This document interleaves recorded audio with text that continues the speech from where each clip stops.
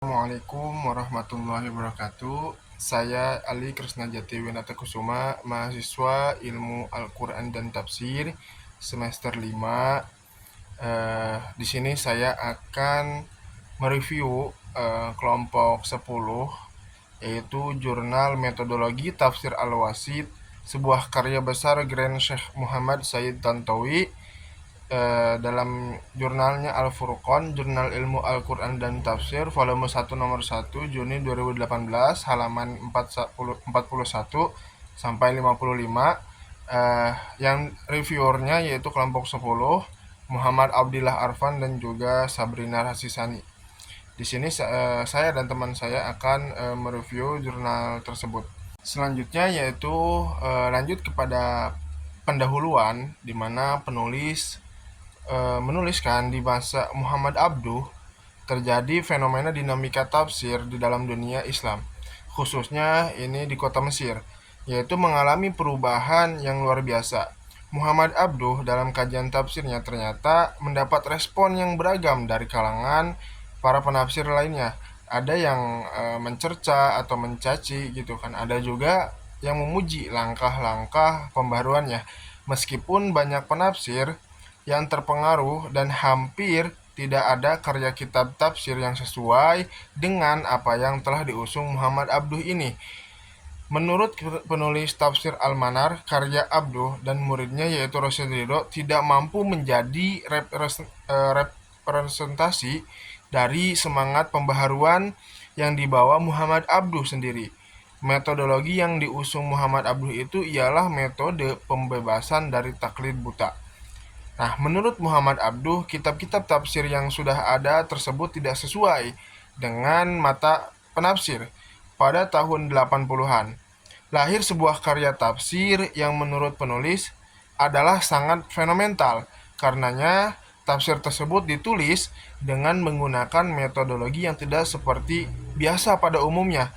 Menurut penulis, metodologi tersebut adalah metodologi yang unik dan terbaik di masanya gitu kan, yaitu tafsir Al-Wasit, karya magnum opus dari Profesor Dr. Muhammad Said Tantowi yang kemudian menjadi pemimpin tertinggi di lembaga Al-Azhar, Syekh Al-Azhar.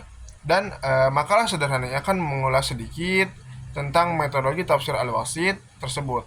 Nah, selanjutnya mengulas metodologi tafsir tersebut sangatlah penting gitu kan, karena semenjak Said Tantowi wafat masih jarang yang ada mengulasnya.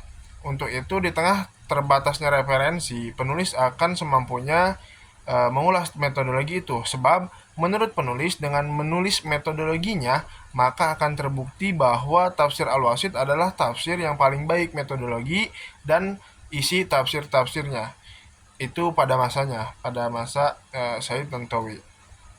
Selanjutnya untuk metode jurnal ini adalah penelitian kepustakaan dengan data analisis kualitatif. Maka metode ini digunakan penulis yaitu untuk penelitian deskripsif dan penelitian eksploratif. Pendekatan penelitian yang digunakan adalah pendekatan tafsiri dan pendekatan sejarah. Sumber data primer dalam penelitian ini adalah ayat-ayat Al-Quran yang berbicara tentang pemerintahan dalam tafsir Al-Wasit di Al-Quranul Karim, maka sumber itu menjadi sumber data.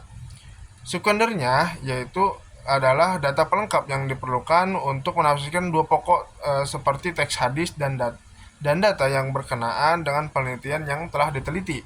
Data yang terkumpul kemudian diolah dengan menggunakan metode komparatif dengan teknik analisis. Hasil penelitian menunjukkan bahwa metodologi penulisan tafsir Al-Wasit li Al-Quranil Karim ini berdasarkan metode tahlili sehingga terkesan subjektif. Itu untuk metodenya, berarti menggunakan dengan data analisis kualitatif. Selanjutnya yaitu hasil dan juga pembahasan. Untuk hasilnya yaitu Grand Syekh Muhammad Said Tantowi lahir pada tanggal 28 Oktober 1928, wafat pada tanggal 10 Maret 2010. Adalah seorang ulama Islam yang sangat berpengaruh di Mesir. ia dikenal sebagai Grand Mufti Mesir dari tahun 1986 hingga 1999 dan kemudian menjabat sebagai Grand Imam Al-Azhar, posisi yang dipegangnya hingga kematiannya. Syekh Tantowi kecil lahir di dalam sebuah keluarga yang mulia, penuh semangat ilmu yang tinggi, sebuah keluarga yang mencintai Al-Quran tentunya. Untuk itu, kemudian Tantowi kecil dikirim kepada Syekh Maktab Al-Qarawi yang juga terletak di desanya untuk menghafalkan Al-Quran. Dan Tantowi kecil mampu menghatamkan hafalannya dalam waktu yang sangat singkat. Itu untuk biografi Syekh Tantowi. Dan Syekh Tantowi juga dikenal karyanya yang komprehensif dalam bidang tafsir Al-Quran, yaitu Tafsir Al-Wasit. Karya ini terdiri dari 7.000 halaman dan membutuhkan waktu lebih dari 10 tahun untuk diselesaikan oleh Imam Tantowi. Dalam pandangannya, Tantowi menekankan pentingnya konteks, bahasa, dan tujuan dari ayat-ayat Al-Quran dalam proses penafsiran. Ia juga menyerukan penggunaan ilmu pengetahuan dan pengalaman praktis dalam memahami wahyu ilahi. Yaitu metodologi tafsir Al-Wasit. Nah, tafsir Al-Wasit ini mulai ditulis oleh Sayyid Tantowi sekitar tahun 1972 ketika mulai bertugas sebagai utusan pengajar Universitas Al-Azhar Islam Libya. Tidak ada informasi yang valid tentang kapan pastinya Sayyid Tantowi menulis kitab tafsirnya, karena kebetulan dalam mukadimahnya Tantowi tidak mencantumkan tanggal, bulan, dan tahunnya. Tafsir Al-Wasit ini terdiri dari 15 jilid. Di setiap akan menafsiri di awal surat, Sayyid Tantowi menuliskan mukadimah tafsir satu surat tersebut secara global. Dan menariknya, mukadimah tersebut kemudian diberi tanggal, bulan, dan tahun penulisannya. Untuk itu, di akhir kitab tafsirnya bisa kita ketahui tanggal persisnya kitab tafsir Al-Wasit selesai ditulis, yaitu pada pagi hari Jumat tanggal 26 Rabiul Awal tahun 1407 Hijriah yang bertepatan dengan tanggal 28 November 1986. Jadi, tafsir Al-Wasit ini selesai ditulis oleh Sayyid Tantowi selama kurang lebih dari 10 tahun. Nah, hal yang mendorong Tantowi itu menulis kitabnya, yaitu Sayyid Tantowi menulis kitab tafsirnya dalam hal kecenderungan atau itijah. Tantowi menggunakan metodologi kecenderungan hidai yang berkembang di masa pembaharu tafsir Muhammad Abduh gitu kan. Nah, kecenderungan ini adalah kecenderungan yang diusung oleh Abduh setelah melihat tafsir-tafsir yang ada di masanya adalah tafsir yang tidak sesuai dengan apa yang tercakup dalam Al-Quran. Selanjutnya yaitu pembahasan tentang pluralisme agama dan pendapat Muhammad Sayyid Tantowi. Terdapat 3 tema pokok yang menjadi kategori utama atau pluralisme beragama dan telah dinyatakan ada tumpuannya. Pertama ada wihbah al-adyan atau kesatuan agama. Yang kedua ada pengakuan akan adanya eksistensi agama-agama lain. Ketiga ada hurriyah al-i'tikad atau kebebasan beragama.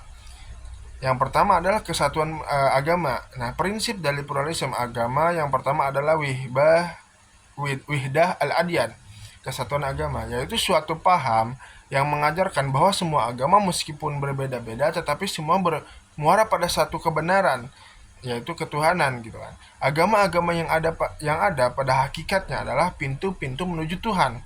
Paham ini menurut pluralisme agama mengacu kepada Quran surat Ali Imran ayat 64, berisikan ajakan kepada penganut agama lain untuk mau bergandengan tangan mencari titik temu guna mencari kedamaian yang menjadi cita-cita dari seluruh agama.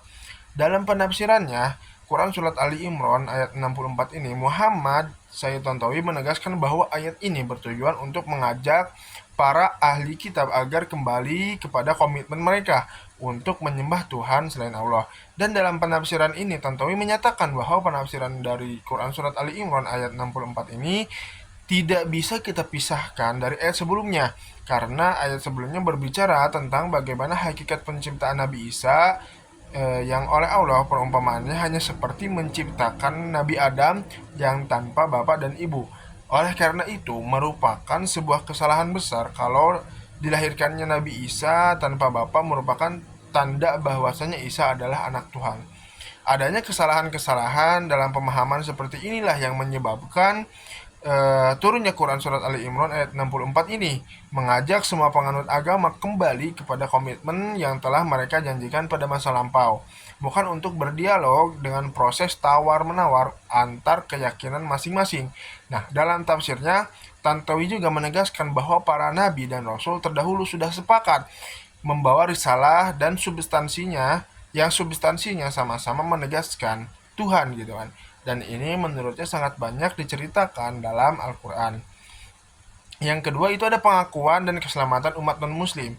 Berdasarkan Quran Surat Al-Baqarah ayat 62, paham pluralisme ini berkeyakinan bahwa semua golongan agama akan selamat dan memperoleh pahala dari Allah Subhanahu wa taala selama mereka beriman kepada Allah, hari akhir dan beramal soleh. Di dalam penafsiran tentang ayat ini, Tantowi menjelaskan tentang keempat kelompok yang dimaksudkan oleh Al-Quran di dalam ayat ini, yaitu orang-orang yang beriman, Yahudi, Nasrani, dan kaum Sabi'in.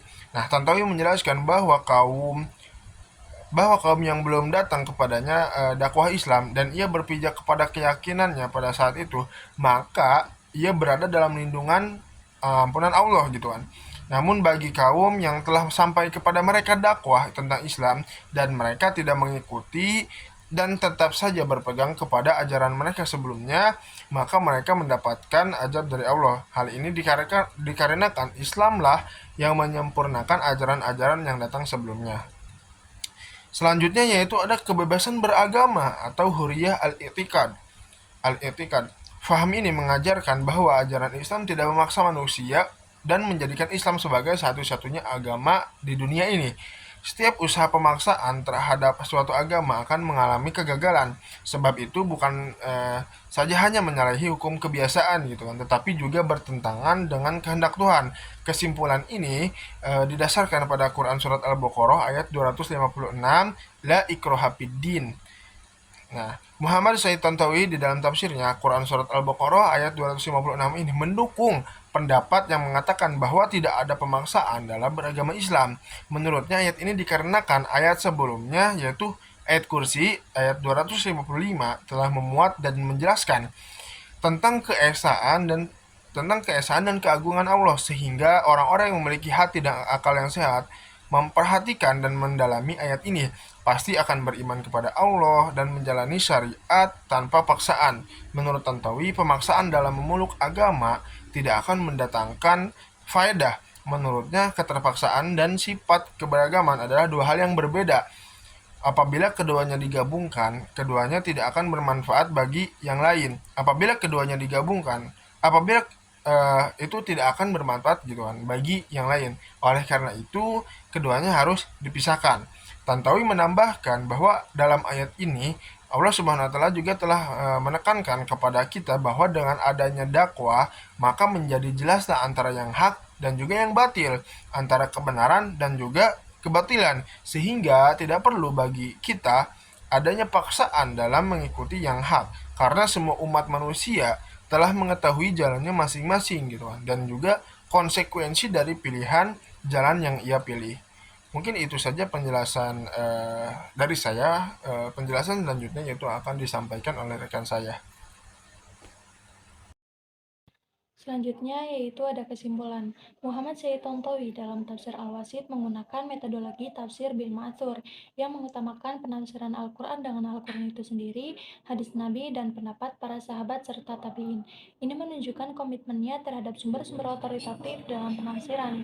Dalam penulisan tafsirnya, Tontowi ini terinspirasi oleh Imam Qurtubi dalam hal hukum dan Imam Zamakhsyari dalam aspek kebahasan. Ia juga berusaha untuk menyajikan tafsir yang ilmiah dan bebas dari pendapat yang lemah serta kepentingan yang tidak relevan.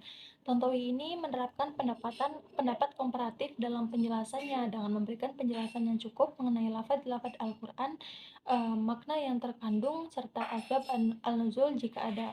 Ia juga menghindari penjelasan yang panjang lebar dalam hal kebahasan, memilih untuk menyajikan pendapat yang lebih unggul. Jurnal ini menekankan bahwa tujuan utama dari tafsir Al-Wasit adalah untuk memberikan pemahaman yang mendalam tentang Al-Quran sebagai petunjuk hidup. Sesuai dengan semangat pembaharuan yang diusung oleh Abduh, yang menekankan pentingnya Al-Quran sebagai sumber akidah dan hukum, jurnal ini juga mencatat bahwa meskipun banyak tafsir yang telah ada, tapi tafsir Al-Wasit ini tetap relevan dan menjadi salah satu tafsir yang paling baik di masanya dengan metodologi yang unik dan sesuai dengan kebutuhan umat Islam saat itu. Nah, untuk kelebihannya sendiri, yang pertama, jurnal ini mencantumkan berbagai referensi yang relevan, baik dari karya-karya tafsir lain maupun pemikiran tokoh-tokoh penting dalam sejarah tafsir. Yang kedua yaitu penelitian memberikan konteks historis yang lebih baik mengenai latar belakang Muhammad Sayyid Tontowi dan pengaruh pemikiran Muhammad Abdul sehingga membuat pembacanya ini memahami posisi tafsir al-Wasit dalam tradisi tafsir yang lebih luas. Untuk yang ketiga yaitu jurnal ini tidak hanya membahas kelebihan tafsir Al-Wasit, tetapi juga memberikan kritik terhadap tafsir-tafsir lain yang menunjukkan pendekatan yang seimbang dan objektif dalam analisis. Yang keempat yaitu penulisan jurnal ini menggunakan bahasa yang jelas dan terstruktur dengan baik sehingga mudah dipahami oleh pembaca. Tidak terdapat kesalahan ketik atau typo yang mengganggu bagi para pembaca. Untuk kekurangannya di sini yang pertama, jurnal ini mengandung banyak istilah dan frasa dalam bahasa Arab sehingga bagi para pembaca yang tidak paham akan bahasa tersebut jadi tidak mengerti. Kemudian yang kedua, jurnal ini mungkin kurang memberikan contoh praktis atau aplikasi dari metodologi yang dibahas, menjadikan pembaca ini kurang memahami bagaimana teori ini diterapkan dalam praktik. Kemudian yang ketiga ini, jurnal ini tidak memberikan kesimpulan yang jelas atau ringkasan yang memadai di akhir yang dapat membuat pembaca ini merasa bingung tentang poin-poin utama yang ingin disampaikan. Nah, mungkin itu hasil review dari kelompok kami untuk artikel Tafsir Al-Wasit karya besar Grand Syekh Muhammad Sayyid Tantawi. Kurang dan lebihnya mohon maaf. Wassalamualaikum warahmatullahi wabarakatuh.